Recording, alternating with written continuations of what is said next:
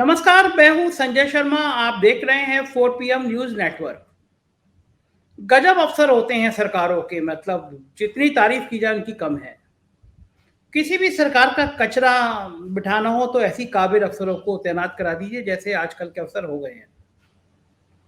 दिल्ली आया था, एनजीटी में तारीख थी, और आपको याद ही होगा कि जब गंगा में बहुत सारी लाशें बहती हुई दिखाई दी थी यूपी और बिहार में कोरोना के काल में। तो मैंने स्टडी करी थी, मैं गया था प्रयागराज में, गया था उन्नाव में, गया था बिहार के बॉर्डर पे, कोरोना पीक पे था।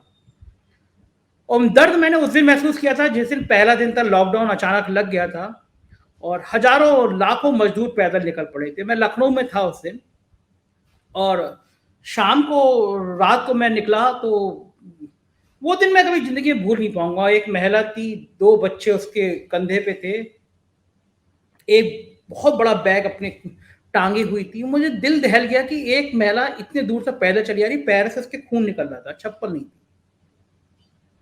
और फिर मुझे ऐसे दर्जनों लोग दिखाई दिए जिनके चप्पलें नहीं थी, सब बंद हो गया था, तो ना खाने का चीजें थी, ना पीने का पानी था। तो 24 घंटे के अंदर मैंने फैसला किया, और मैं जिस सोसाइटी में रहता हूँ, हमारे दोस्तों ने, हम लोगों ने वहाँ पे एक रसोई शुरू करी और हलवाई का तत्काल इंतजाम किया। लॉकडाउन लग गया था तो बेसमेंट में हम लोगों ने खाना और पानी की व्यवस्था करी। खाना बन गया था लेकिन लोग डरे हुए बहुत थे, मतलब एकदम कोरोना का ऐसा भूत आ गया था। तो 1000 पैकेट के लगभग आसपास बन गए थे, इकट्ठे हो गए थे। तो बांटने कौन जाए? तो मैंने अपनी फॉर्च्यूनर गाड़ी में सारे पैकेट भरे, अब कोई तैयार नहीं था, मैं अकेले बांटने निकल पड़ा। पहला दिन था, मैंने पानी भरा और मैंने खाना भरा। और जिंदगी का ये मेरे सबसे अजीब सा अनुभव था, और मैं ईश्वर का बहुत धन्यवाद दूंगा, उस परम पिता परमेश्वर का धन्यवाद दूंगा कि उसने मुझे मानव जाति की सेवा करने का ये मौका दिया। भगवान ना करे ये मौका फिर कभी आए, लेकिन मैं उन गरीबों के काम आ सका, और उन गरीबों का काम आने के लिए ईश्वर ने माध्यम मुझे चुना, तो मैं इसके लिए हमेशा ऋणी रहूंगा। मैंने 45 दिन तक ये काम किया, कोई भी दिन ऐसा नहीं छूटा कि जिस दिन मैं ये काम ना करता हूँ। मैं 1000 पैकेट लेता था, 3 बजे गाड़ी में भरता था, गरीब बस्तियों में, मजदूरों के बीच में मैं रोज 3-4 घंटे पैकेट और पानी बांटता था। फिर कोरोना पार्ट 2 आया, और पहले मैं इन्फेक्टेड हो गया, हॉस्पिटल हो गया, मेरे फेफड़े भी संक्रमित हो गए थे, और 10 दिन में हॉस्पिटल में रहा। लेकिन मुझे शायद उन गरीबों की दुआ रही होगी कि मैं ठीक होके वापस आ गया। कोरोना पार्ट 2 आया और फिर मैंने वहां पे लाशों के मंजर देखे, तब मुझे समझ में आ गया था जिंदगी कितनी क्षणिक है। आप जो इतराते हैं कि अपने पैसे पे, अपनी ताकत पे, अपने गुरूर पे, ये जो आपको अहंकार है ना, ये सब क्षणिक है। एक रेत का कण होता है ना, उससे भी छोटे वायरस ने पूरी दुनिया को उल्टा पुल्टा कर दिया। तब मुझे जिंदगी की हकीकत समझ में आ गई थी, और मुझे लगा कि मुझे जिंदगी में कुछ ऐसे काम जरूर करने चाहिए जिससे मैं समाज का, देश का ऋण अदा कर सकूं। तो पार्ट 2 में मैंने देखा कि लाशें बिल्कुल जानवरों की तरह फेंक दी जा रही है, नदी में बह रही हैं। और फिर मुझे लगा कि ये जो नदियां हैं, ये गंगा है, गंगा माँ कहते हैं हम जिनको, जो जीवन दायिनी है भारत की, और उसको बहुत बुरी तरह से प्रदूषित किया जा रहा है। तो मैंने एनजीटी में दिल्ली में शिकायत करी, बहुत रिसर्च करी, 125 पेज की एक रिट तैयार करी मैंने, और मेरे बहुत योग्य वकील हैं हैदर भाई। मेरे शायद ज़िंदगी में इतना अच्छा इंसान और इतना अच्छा लॉयर नहीं देखा। तो हमने वो रिट तैयार करी दिल्ली में, अधिवक्ता जी ने मेरे एनजीटी में रिट दायर करी, और एनजीटी ने बहुत ज़बरदस्त आदेश उत्तर प्रदेश और बिहार सरकार को नोटिस जारी किया और कहा कि अपना जवाब प्रस्तुत करें। तो एनजीटी ने पूछा कि गंगा के किनारे लाशें कितनी दफनाई गई, कितनी आपने उनकी मदद करी, और गंगा के किनारे अगर कुछ लोग इस तरह लाश दफना रहे हैं तो क्या एफआईआर हुई, और कितनी आपने सहायता राशि उन संक्रमित लोगों को दी जो गंगा नदी में लाशों के कारण जिनके परिवार प्रभावित हो गए। तो सबसे बड़ी बात एनजीटी ने पूछा कि भविष्य में ये सब ना हो, इसके लिए क्या योजनाएं आपकी, वो बताइए हमको, क्योंकि ये गंगा का मुद्दा पूरे जीवन से जुड़ा है, पूरे भारत से जुड़ा हुआ है, करोड़ों लोगों से जुड़ा है। गंगा प्रदूषित हो गई तो देश में तबाही हो जाएगी। तो एनजीटी ने बहुत सख्त आदेश किया उत्तर प्रदेश और बिहार दोनों सरकारों को मेरी रिट पर, और चीफ सेक्रेटरी को और प्रिंसिपल सेक्रेटरी हेल्थ सबको कहा कि आप 4 अगस्त तक अपना जवाब दाखिल करिए। मुझसे भी कहा कि एज ए जर्नलिस्ट मैं क्या भूमिका हूं, मेरे बाकी मीडिया संस्थान क्या क्या सहयोग कर सकते हैं, मैं भी अपना एक एफिडेविट दूं और बताऊं, एनजीटी को सुझाव दूं। तो मैंने और हैदर जी ने और बाकी लोगों ने मिलकर बहुत अच्छा सुझाव तैयार किया।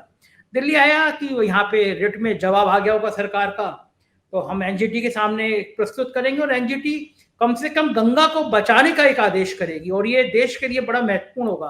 और जिस समय पिछला भी आदेश किया था एनजीटी ने, दुनिया के तमाम बड़े अखबारों ने, वाशिंगटन पोस्ट से लेकर लंदन तक और देश के हर बड़े अखबार चैनल ने खबर दिखाई थी कि एनजीटी ने पूछा है कि ये लाशें गंगा में कैसे आई, क्या आई, डिटेल बात पूछा था। मेरे सरकारों से कोई लड़ाई नहीं है, मतलब मैं तो एक जनहित का काम करने निकला था कि अगर मेरे किसी छोटे से प्रयास से अगर गंगा नदी का प्रदूषण बच सकता हो, कोई नदी बच सकती हो, तो ये मेरे ख्याल से मेरा सबसे बड़ा योगदान हो जाएगा इस देश के लिए और इस राष्ट्र के लिए योगदान हो जाएगा। तो मैं उस कोशिश में जुटा था। तो मुझे लगा कि ये एनजीटी में ये एक आदेश जब हुआ है तो कल उत्तर प्रदेश और बिहार सरकार का आदेश आ जाएगा और एक अच्छा फैसला होगा। लेकिन बड़ा खराब लगा, मैं पहुंचा तो वहां पे पता चला कि दोनों सरकारों ने, उत्तर प्रदेश और बिहार सरकार ने अपना कोई जवाब ही दाखिल नहीं किया। मतलब 2-2.5 महीने पहले का आदेश और 28 जुलाई को फिर आनन फानन जब लगा कि डेट आ गई है तो उत्तर प्रदेश के गृह विभाग ने, आप आदेश देख रहे हैं, इस आदेश में 2 बड़े वकील, सुप्रीम कोर्ट के बड़े वकील हायर किए गए कि एनजीटी में आके मेरी रिट पे आप कार्रवाई कराइए। मतलब आप लाखों रुपया वकील पे खर्च करेंगे कि वो आके एनजीटी भविष्य में कोई आदेश ना कर दे, इसकी वो पैरवी करेंगे। क्या मतलब है? आप अगर एनजीटी ने पूछा, एक बढ़िया प्रोजेक्ट दाखिल करते कि हम भविष्य में, हमें गंगा नदी को संरक्षित करने के लिए गंगा नदी के किनारे फिर लाशें ना है, इसकी एक कार्य योजना है। इसके बजाय आप लाखों रुपए खर्च कर देंगे, बड़े सुप्रीम कोर्ट के वकील कर देंगे। 1.5-2 महीने पे मुझ पे भी तमाम बड़े अफसरों ने दबाव बनाया, धमकी कह लीजिए, दबाव बना लिया कि मैं एनजीटी में पैरवी ना करूं। अब मैं इस तरह के दबावों का आदी हो चुका हूं। मतलब पहले भी मैं इस तरह की पत्रकारिता पे तमाम तरह की जांचें, परेशानियां, हमले सब झेल चुका हूं। तो मैं अब इससे ऊपर हो चुका हूं। कोरोना ने मेरे जीवन का नजरिया बदल दिया। हो ये वही जो राम रच रखा, ईश्वर को कोई परेशान करना होगा तो परेशान करेगा, ये तो मैं जनहित का काम कर रहा हूं तो मुझे कोई क्या परेशान करेगा। तो एनजीटी में जब आया, पता चला कि सरकारों का जवाब ही नहीं आया है, इसलिए डेट जो है 19 सितंबर लगा दी गई है। तो मुझे बड़ा बुरा लगा। फिर प्रत्यावेदन दिया चेयरमैन को, एनजीटी को मैंने रिक्वेस्ट करी कि मिलॉर्ड ये तो बड़ा खराब है कि इस तरह 2-2 महीने की डेट लगा दी जा रही है, जैसे हाईकोर्ट और सुप्रीम कोर्ट में लगाई जा रही है। ये मुद्दा तो एक दिन का भी नहीं है। कायदे से जब पहली तारीख को सरकार को नोटिस जारी हुआ, सरकार को इमीडिएटली बड़े अफसरों की टीम बना के कहना चाहिए थी, भाई ये तो बड़ा अच्छा मुद्दा है, हम भविष्य में गंगा नदी को बचाने के लिए क्या कर सकते हैं, इसका एक प्लान बनाओ, एनजीटी को दो कि हमने ये प्लान बनाया, तो कार्रवाई करो, नदियों को बचाओ, पानी को बचाओ। ये सब तो मुद्दे होते ही हैं जिंदगी में। और क्या मुद्दे होते हैं? आप दौलत कमाना मुद्दा है क्या? आपको ताकत कमाना मुद्दा है? जब हवा और पानी नहीं रहेंगे तो आप इन ताकत का, दौलत का क्या करेंगे? क्या आपकी आने वाली नस्लें क्या करेंगी? असली लड़ाई तो पानी बचाने की। और याद रखिएगा, दुनिया की थर्ड वर्ल्ड वार जब भी होगी तो वो पानी को होगी, पॉल्यूशन को लेके होगी। और इस देश में, इस दुनिया में सबसे बड़ा मुद्दा है तो वो पानी है, वो पॉल्यूशन है। मैं पानी के ऊपर एक मूवमेंट की शुरुआत करने जा रहा हूँ, एक अभियान शुरू करूंगा मैं। तो आप इन लड़ाइयों को बचाने में योगदान करिए। सरकारों के अफसरों को चाहिए बढ़िया एक योजना बनाते, एनजीटी के सामने रखते, 2 बड़े वकील खड़े कर दिए, भाई एनजीटी में किसी तरह मामला रुक जाए। देश की संवैधानिक संस्थाएं पहली दम तोड़ चुकी हैं। प्रेस काउंसिल नाम की प्राणी नहीं है, पत्रकारों का कितना उत्पीड़न हो जाए कोई सुनने वाला नहीं है। ह्यूमन राइट्स लगातार नोटिस भेजता रहता है, कोई पूछने वाला नहीं है। एनजीटी ने पता नहीं ईश्वर ने क्या, मेरे संग ईश्वर खड़ा था, नोटिस जारी कर दिए। अब मुझे पता है कि एनजीटी पे भी तरह तरह का प्रेशर बढ़ाने की तैयारी है। तो अब वो मैंने दिया है, देखिए मंडे ट्यूसडे में उस पर भी हेयरिंग होगी। मैंने कहा इतनी लंबी डेट देने का मतलब नहीं है। सरकारों से कहिए कि 8 1 हफ्ते 10 दिन के अंदर अपना प्रत्यावेदन दाखिल करें, और क्योंकि जरूरी है ना ये मुद्दा, आप भी सोच रहे हैं जरूरी मुद्दा है। तो एक ये दिल्ली में 2 दिन रह के मैंने सब तैयार कराया प्रेजेंटेशन, केवल इसीलिए। बड़ा मुश्किल होता है देखिए इस तरह की लड़ाई लड़ना। आप अपना काम धंधा छोड़ के आते हैं, दिल्ली रहते हैं, वकीलों के पास जाते हैं, तैयारी करते हैं, ड्राफ्ट करते हैं, और मेरी जिंदगी में तो बड़ी परेशानी रहती है। मुझे अपना अखबार 4 PM वो रोज निकलता है, उसके लिए उसको लिखना होता है, फिर यूट्यूब बोलना होता है, फिर वकीलों के चक्कर लगाने पड़ते हैं, फिर इस तरह के एक्टिविज्म करने पड़ते हैं। तो वो है ना कि मुझको ऊंचाइयों पर देखकर परेशान है कुछ लोग, किसी ने मेरे पैर के छाले नहीं देखे। 24 घंटे में 16-17 घंटे काम करता हूँ मैं। तो ये दर्द है, लेकिन मुझे संतुष्टि रहती है कि मैं जो काम कर रहा हूँ 16 घंटे 17 घंटे, मुझे उसका रिजल्ट मिल रहा है। दुनिया के 135 देशों में मेरी आवाज़ सुन रही आ रही है, लाखों लोग मुझे सुनते हैं, आप लोग पसंद करते हैं, प्यार करते हैं।